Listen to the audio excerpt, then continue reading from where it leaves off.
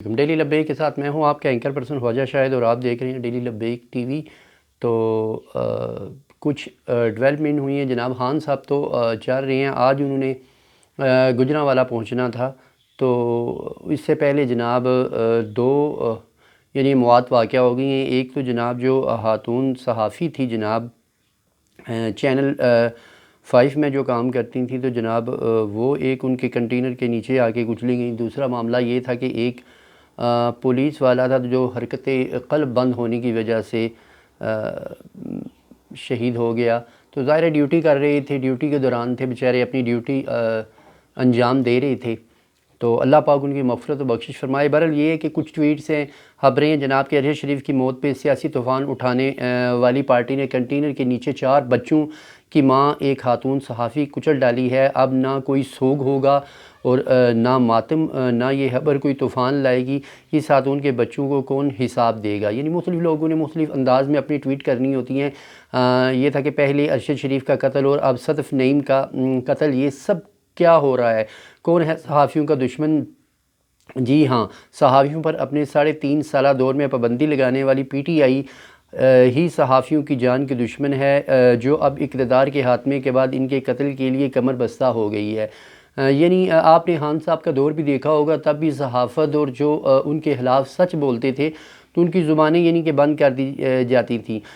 کہاں گئے وہ لبرل جو دن رات یہ کہتے نہیں تھکتے کہ مولوی عورتوں کے حقوق کے مخالف ہیں؟ آج تو انہیں پی ٹی آئی کی کنٹینر کے نیچے آ کر مرنے والی عورت نظر نہیں آئے گی، کیونکہ یہ قتل تو فحاشی کے روح رواں عمران خان کے کنٹینر کے نیچے آ کے ہوا ہے۔ تو یعنی مختلف انداز میں کچھ لوگ کے جذبات ہوتے ہیں، جذباتی یعنی کہ انداز میں بھی ٹویٹ کرتے ہیں، تو مختلف یعنی کہ جتنے تھے لوگ۔ اب تو حقوق نسواں کی ایک ٹویٹ ہے کہ اب تو حقوق نسواں کے علمبردار نام نہاد NGOز نہیں بولیں گی، کیونکہ یہ خاتون رپورٹرز امپورٹڈ فتنہ عمران رشدی کے یعنی کنٹینر کے نیچے آئی۔ ٹھیک ہے، میڈیا والے کہتے ہیں کہ ہم لبیک کو کوریج اس لیے نہیں کرتے کہ یہ لوگ تشدد پسند ہیں۔ اب میڈیا والے اور کریں پی ٹی آئی کی کوریج، وہ تو ان کے نزدیک امن پسند ہیں، اسی لیے ایک عورت رپورٹر کو نیچے دے کے مارا گیا۔ یعنی یہ مختلف انداز میں کچھ پہلے ٹویٹ آ رہی تھی، یعنی کہ لوگ بتا رہے تھے، کچھ بھاگتے ہوئے آئی، کچھ نے کہا جناب وہ اوپر سے کنٹینر سے گر کے جناب کچلی گئیں، کچھ نے کہا جناب کہ کچھ لڑکے تھے وہاں پہ، انہوں نے دھکا دے کے جناب وہ نیچے آ گئیں اور لڑکے بھاگ گئے۔ کچھ نے کہا جناب ان کا جو گارڈ تھا، گارڈ نے دھکا دیا اس کی وجہ سے۔ اب یہ تو اللہ ہی بہتر جانتا ہے، یا پھر اگر اس کی فوٹیج ہوں یعنی کہ کس طرح وہ کنٹینر کے نیچے آئیں۔ ٹھیک ہے، ظاہر ہے دھرنوں میں ایک دوسرے کی دھکا تو دیا جاتا ہے، اس طرح دم بھی لوگوں کے گھٹتے ہیں مختلف، یعنی کہ عوام الناس کا ظاہر ہے جمع غفیر ہوتا ہے، وہاں پہ انصاف کے تقاضوں کو پورا کیا جائے۔ اگر قانون سب کے لیے برابر ہے تو اس کنٹینر کے ڈرائیور اور گاڑی کو قبضے میں لیا جائے اور فوری طور پر کارروائی کی جائے۔ ایک صحافی ارشد شریف کی موت کا الزام پاکستانی فوج پر بغیر کسی ثبوت کے شواہد کے، اور آج ایک خاتون صحافی عمران خان کے کنٹینر کے نیچے کچل دی گئی۔ پہلے مریدکے میں عمران خان کے مارچ کے بالکل قریب بس سٹینڈ کی چھت گر گئی، جس میں 10 افراد زخمی، پھر خاتون صحافی کنٹینر کے نیچے آ کر جاں بحق ہو گئی۔ مارچ میں موجودہ تمام شرکاء کو چاہیے کہ اپنے گناہوں کی معافی مانگیں اور گھروں کو لوٹ جائیں۔ تو یہ ایک بندے نے ٹویٹ کیا ہے، یہ تو وہ حقیقی آزادی کی جنگ عظیم ہے جس میں بھائیوں کی بجائے ان کی بہنیں، بیٹیاں اور بیویاں یعنی کہ عزت، یعنی کہ مختلف انداز میں لوگ کرتے ہیں جناب ٹویٹ۔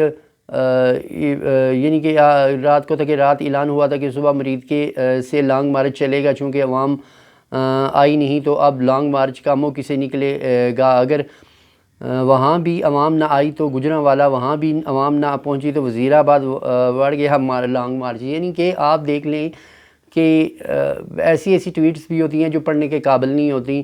بہرحال جی، ٹویٹ کرتے وقت یا صحافت کرتے وقت جناب آپ تھوڑی سی اپنی جو زبان ہے یا ہاتھ ہے ان کو کنٹرول کر کے کریں، کیونکہ بچے بھی سن رہے ہوتے ہیں، مختلف عورتیں بھی سن رہی ہوتی ہیں، تو ہم نے تو پڑھ کے سنانا ہوتا ہے۔ بہرحال یہ ہے کہ جناب وہ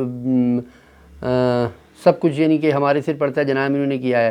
تو ہیکر پہلے صرف قومی یوتھ کی چیخیں نکلوا رہا تھا، لیکن اب لگ رہا ہے اس کا پروگرام تمام لبرل، ملحد، سیکولر، قادیانی طبقہ اور یہودی اور نصارہ کے سہولت کاروں کی چیخیں نکلوانے کا پروگرام بنا لیا ہے۔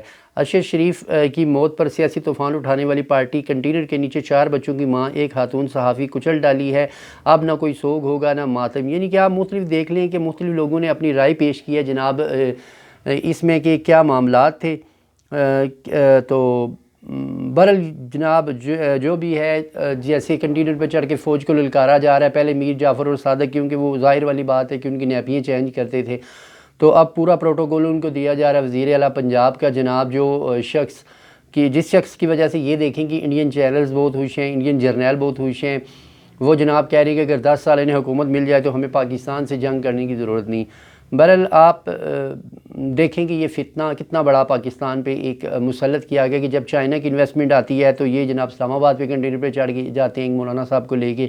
اب دوبارہ جب جناب سعودین انویسٹمنٹ آ رہی ہے جناب تو پھر یہ معاملہ کچھ بھی نہیں، معاملہ یہ ہے صرف ان پہ اڑا ہوا ہے جناب الیکشن کب ہوں گے، پریشرائز کیا جا رہا ہے جناب صرف کہ دوبارہ آیا جائے، جنہوں نے کہہ دیا کہ ہم غیر سیاسی، ان کو دوبارہ کہا جا رہا ہے کہ جناب کہ آپ غیر سیاسی کیوں ہیں، آپ نے ہم کو بچانا تھا۔ اب تو جو ان کی نوکری کا معاملہ تھا ان پہ بھی جناب ٹینشن جو تھی اس کے معاملات بھی چل رہے تھے کہ جناب آپ ہم سے اگر دوسری حکومت جو ہے وہ آپ کی یعنی کہ نوکری کی کرنا چاہ رہی ہے، انسٹرکشن دینا چاہ رہی ہے تو جناب ہم سے لے لیں آپ۔ تو یہ معاملات ہیں مختلف، لیکن یہ ہے کہ قوم کو کچھ بتایا جاتا ہے، باتیں اندر یعنی کہ کمروں میں کچھ ہوتی ہیں، باہر کنٹینروں میں کچھ ہوتی ہیں۔